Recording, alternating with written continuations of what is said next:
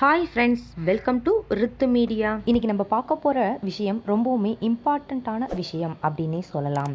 ஏன்னு பார்த்தீங்கன்னா, இப்போ இருக்க ஜென்ரேஷனில் நிறையா பேர் ஃபேஸ் பண்ணுற மிகப்பெரிய ப்ராப்ளம் என்னென்னு பார்த்தீங்கன்னா, ப்ரெக்னென்சி டிலே ஆகிறது. ப்ரெக்னென்சி டிலே ஆகிறதுக்கு நிறைய காரணங்கள் இருந்தாலும் அதுலேயும் முக்கியமான காரணங்கள் ஒரு சிலரை சொல்லலாம். எல்லாமே நார்மலாக இருந்தும் எனக்கு ப்ரெக்னென்சி டிலே ஆகுது அப்படிங்கிறவங்க நான் சொல்ல போகிறத நீங்கள் கவனமாக கேளுங்க.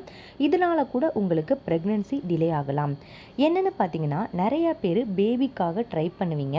ஃபேமிலி லைஃப் நல்லா தான் வச்சுப்பீங்க. இருந்தாலும் ஒரு சில விஷயங்களால் உங்களுக்கு பேபி ஃபார்ம் ஆகிறது டிலே ஆகலாம். அதுலேயும் முக்கியமான விஷயம் என்னென்னு பார்த்தீங்கன்னா, கருமுட்டை எப்போ வெடிக்குதோ அந்த நாளில் நீங்கள் இன்டர்கோர்ஸில் இருந்தீங்க அப்படின்னா கண்டிப்பாக உங்களுக்கு பேபி ஃபார்ம் ஆகும். உங்களுக்கு கருமுட்டை வெடித்ததுக்கப்புறம் எத்தனை நாளுக்கு அப்புறம் இன்டர்கோர்ஸில் இருக்கணும், எத்தனை நாள் இன்டர்கோர்ஸில் இருக்கணும் அப்படிங்கிற டவுட் நிறையா பேருக்கு இருக்குது. அவங்களுக்கு தான் இன்றைக்கி நான் சொல்யூஷன் சொல்ல போகிறேன். இன்றைக்கி நம்ம கருமுட்டை வெடித்ததுக்கப்புறம் எத்தனை நாள் இன்டர்கோர்ஸில் இருக்கணும் அப்படிங்கிற முழு தகவலை இந்த வீடியோவில் பார்க்கலாம். வீடியோக்குள்ளே போகிறதுக்கு முன்னாடி உங்ககிட்ட ஒரு சின்ன ரெக்வெஸ்ட். இந்த வீடியோ உங்களுக்கு பிடிச்சிருந்துச்சு அப்படின்னா மறக்காமல் இந்த வீடியோவை லைக் பண்ணிக்கோங்க. அதோடு எங்கள் சேனலை சப்ஸ்கிரைப் பண்ணாதவங்க சப்ஸ்கிரைப் பண்ணிக்கோங்க. கூடவே அந்த பெல் ஐக்கானையும் கிளிக் பண்ணிக்கோங்க. அப்போ தான் உங்களுக்கு நாங்கள் போடுற ஒவ்வொரு வீடியோவையும் உடனுக்குடன் நீங்கள் பார்க்க முடியும். ஓகே, இன்றைக்கி நம்ம கருமுட்டை வெடித்ததுக்கப்புறம் எத்தனை நாள் இன்டர்கோர்ஸில் இருக்கணும் அப்படிங்கிறத பற்றி பார்த்துடலாம். ஃபஸ்ட்டு பார்த்தீங்கன்னா, உங்களுக்கு பேபி சீக்கிரம் ஃபார்ம் ஆகணும் அப்படின்னு நினைக்கிறவங்க கருமுட்டை வெடிக்கிற நாளில் கண்டிப்பாக நீங்கள் இன்டர்கோர்ஸில் இருக்கணும். அதாவது ஆவுலேஷன் டைமில் நீங்கள் இன்டர்கோர்ஸில் இருந்தீங்க அப்படின்னா 90% உங்களுக்கு பேபி ஃபார்ம் ஆகிறதுக்கான வாய்ப்புகள் ரொம்பவுமே அதிகம். உங்களோட ஆவுலேஷன் டேட்டை எப்படி கால்குலேட் பண்ணுறது அப்படிங்கிறது நிறையா பேருக்கு தெரியாமல் இருக்கும். நீங்கள் உங்களோட பீரியட் டேட் ஸ்டார்ட் ஆனதில் இருந்து ஒரு 10 அல்லது 12 நாளுக்கு அப்புறம் இன்டர்கோர்ஸில் இருக்கலாம். இன்னும் ஒரு சிலருக்கு இர்ரெகுலர் பீரியடாக இருக்குது, நாங்கள் எப்படி எங்களோட ஆவுலேஷன் டேட்டை கால்குலேட் பண்ணுறது அப்படிங்கிற டவுட் இருக்கும். உங்களுக்கு ஒருவேளை இர்ரெகுலர் பீரியடாக இருந்துச்சுன்னா மோஸ்ட்லி உங்களோட இர்ரெகுலர் பீரியடை க்யூர் பண்ணிவிட்டு அதுக்கப்புறம் பேபிக்கு ட்ரை பண்ணிங்க அப்படின்னா உங்களுக்கு சீக்கிரமே பேபி ஃபார்ம் ஆகும். இருந்தாலும் ஒரு சில சிம்டம்ஸ் வச்சு உங்களோட ஆவுலேஷன் டேட்டை கால்குலேட் பண்ணலாம். அதுலேயும் காமனான சிம்டம்ஸ் ஒரு சில விஷயங்கள் இருக்குது. அது என்னென்ன சிம்டம்ஸ் அப்படின்னு பார்த்தீங்கன்னா, வெள்ளைப்படுதல் இருக்கும். வெள்ளைப்படுதல் அதிகமாக இருக்கும். அதாவது உங்களோட வெள்ளைப்படுதல் எப்படி இருக்கும் பார்த்தீங்கன்னா, நல்லா கட்டியாக இருக்கும். அந்த டைமில் நீங்கள் இன்டர்கோர்ஸில் இருந்தாலும் உங்களுக்கு சீக்கிரம் பேபி ஃபார்ம் ஆகும். அதே மாதிரி உங்களோட ஆவுலேஷன் டேட் ஸ்டார்ட் ஆகிடுச்சு அப்படின்னா உங்களோட பாடி ஹீட் அதிகமாக இருக்கும். அந்த டைமில் நீங்கள் இன்டர்கோர்ஸில் இருந்தாலும் உங்களுக்கு பேபி சீக்கிரம் ஃபார்ம் ஆகும். அதோட முக்கியமான விஷயம் என்னென்னு பார்த்தீங்கன்னா, உங்களோட ப்ரைவேட் பார்ட்டில் ஒரு வித ஈரப்பதம் எப்பயுமே இருந்துக்கிட்டே இருக்கும். அதாவது ஒரு ஜெல்லி மாதிரியான லிக்யூட் ப்ரொடியூஸ் ஆகிட்டே இருக்கும். அதுவும் உங்களோட ஆவுலேஷன் டேட் ஸ்டார்ட் ஆகிடுச்சு அப்படிங்கிறத நீங்கள் தெரிஞ்சுக்கலாம். இந்த விஷயங்களை வச்சு உங்களோட ஆவுலேஷன் டேட்டு ஸ்டார்ட் ஆகிடுச்சு அப்படிங்கிறத தெரிஞ்சுக்கிட்டு நீங்கள் அந்த டைமில் இன்டர்கோர்ஸில் இருந்தீங்க அப்படின்னா உங்களுக்கு சீக்கிரமே பேபி ஃபார்ம் ஆகும். இன்னும் ஒரு சிலருக்கு பார்த்தீங்கன்னா அவங்களோட கருமுட்டை வெடிக்காமல் இருக்கும். அதனால கூட அவங்களுக்கு பேபி ஃபார்ம் ஆகிறது டிலே ஆகலாம். உங்களோட கருமுட்டை வெடிக்கணும் அப்படின்னா உங்களுக்கு ஒரு சில இன்ஜெக்ஷன் போட்டு கூட ஒரு சிலருக்கு கருமுட்டை வெடிக்க வைப்பாங்க. அது எந்த ஒரு இன்ஜெக்ஷனும் கிடையாது. அந்த இன்ஜெக்ஷனை நினச்சி நீங்கள் பயப்பட வேண்டிய அவசியமும் கிடையாது. அந்த இன்ஜெக்ஷன் என்னென்னு பார்த்தீங்கன்னா ஹச்ஜிசி இன்ஜெக்ஷன். அந்த இன்ஜெக்ஷன் போடுறதுனால உங்களோட கருமுட்டையை வெடிக்க தான் செய்யும். அதாவது ஒரு எக்ஸாம்பிள், உங்களோட கருமுட்டைனா ஒரு கோழி முட்டையை நீங்கள் எடுத்துக்கிட்டீங்க அப்படின்னா அந்த முட்டையோட உடைக்க செய்கிறதுக்கு தான் இன்ஜெக்ஷன் போடுவாங்களே தவிர அதில் உள்ள கருவுக்கு எந்த ஒரு பாதிப்பும் இருக்காது. அதுக்காக தான் உங்களுக்கு அந்த இன்ஜெக்ஷன் போடுறாங்க. அந்த இன்ஜெக்ஷன் போட்ட உடனே உங்களோட கருமுட்டை வெடிச்சிடும். அந்த கருமுட்டை வெடித்ததுக்கப்புறம் நீங்கள் உங்களோட ஆவுலேஷன் கிட்டை வச்சு கூட நீங்கள் செக் பண்ணிவிட்டு நீங்கள் இன்டர்கோர்ஸில் இருக்கலாம்.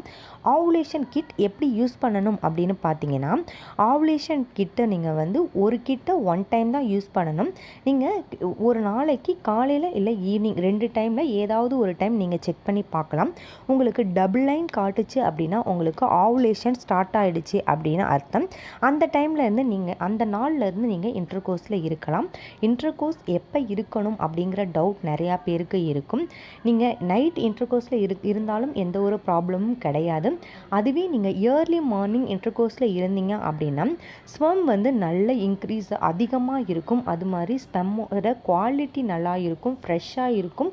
அதோட அதாவது ட்ராவல் பண்ணுற டிஸ்டன்ஸும் அதிகமாக இருக்கும். அதனால் ஏர்லி மார்னிங் நீங்கள் இன்டர்கோர்ஸில் இருந்தீங்க அப்படின்னா உங்களுக்கு சீக்கிரமே பேபி ஃபார்ம் ஆகிறதுக்கான வாய்ப்புகள் அதிகமாக இருக்குது. இன்னொரு விஷயம் என்னென்னு பார்த்தீங்கன்னா, இன்டர்கோர்ஸ் டெய்லி இருக்கணுமா அப்படிங்கிற கேள்வியும் நிறையா பேர் கேட்குறீங்க. இன்டர்கோர்ஸ் டெய்லி இருக்கணும் அப்படின்னு அவசியம் கிடையாது.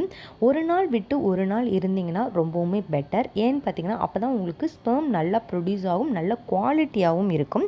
அதனால தான் ஒரு நாள் விட்டு ஒரு நாள் நம்ம இன்டர்கோர்ஸில் இருக்க சொல்கிறோம். அது மாதிரி நீங்கள் இன்டர்கோர்ஸில் இருந்ததுக்கப்புறம் ஒரு சிலர் செய்கிற தப்புக்கான விஷயங்கள் என்னென்னு பார்த்தீங்கன்னா, இன்டர்கோர்ஸில் இருந்த கொஞ்ச நேரத்திலே எழுந்திரிச்சு போய் உங்களோட வேலைகளை பார்க்க ஆரம்பிச்சிடுறீங்க. அதை நீங்கள் அவாய்ட் பண்ணிக்கிறது ரொம்பவுமே நல்லது.